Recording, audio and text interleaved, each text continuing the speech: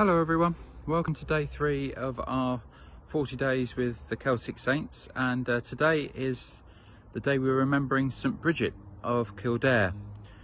She's one of the early Celtic saints. She lived at roughly the same time as St Patrick and is supposed to be one of those maybe who was even baptised by St Patrick.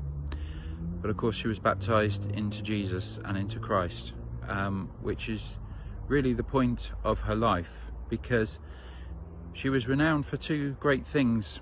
First of all was her desire to share what's known as anam cara in the Celtic language. It means to be a soul friend, and she was a soul friend to many.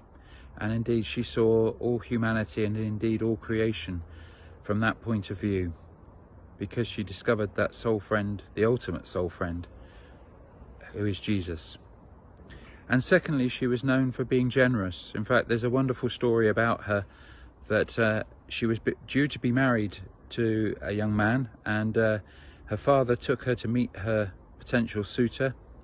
And when they got there, she was left outside in the carriage, and during that time she gave away quite a bit of her father's possessions. Well, when the young man who was due to be her suitor came out to meet her, he was less than chuffed by this idea that he might lose his own possessions, so he called off the engagement. And so St Brigid was able to give herself totally, in that sense, to Christ, following the idea of being a nun.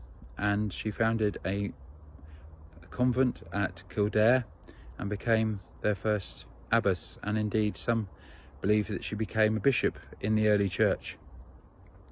That was in the year roughly about 500. So what can we take from St Brigid?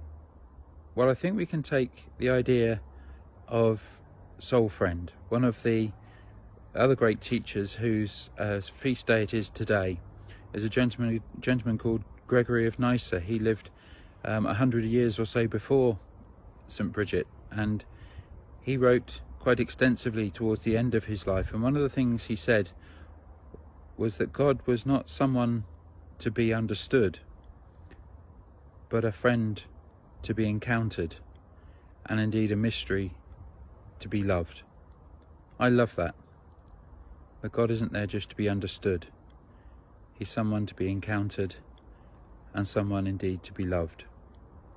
And when we can see God in that way, then we can see that love is the point of it all. And following in the footsteps of St Brigid, the Bible reading for today is that of the Good Samaritan story, and from Luke chapter 10. And Jesus, as has been told by children throughout many generations in assemblies and class assemblies and in churches up and down the land, we know that the idea of being kind, being generous is a good thing.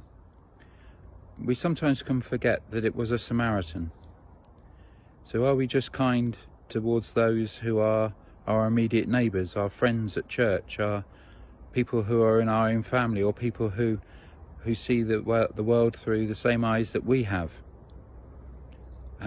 Is that the limit of our kindness, or the limit of our compassion? Maybe it's the limit even of our soul friend.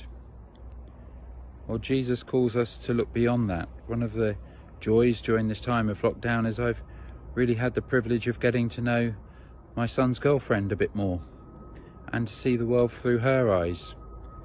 And many of the things that she talks about we share, but she has a passion and an intensity about some of them which are truly inspiring.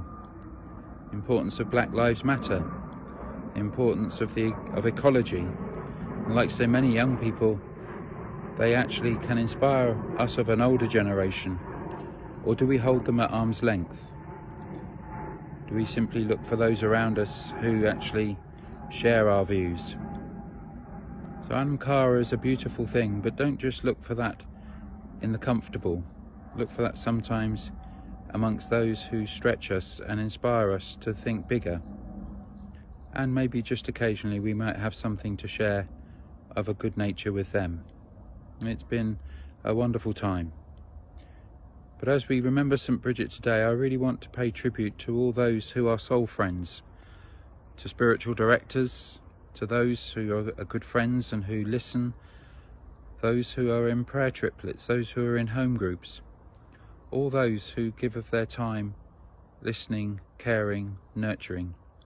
One of the great titles given to St. Brigid was that of being the spiritual midwife to Ireland and indeed to the Christian faith. So often a midwife walks in companionship with the mother and helps new life to come into birth. What a wonderful image that is. And so we remember St. Brigid today for her generosity, but also for the way she let Christ be born in her and show love to the world without compromise and without limit. Have a good rest of the day. God bless. Bye for now.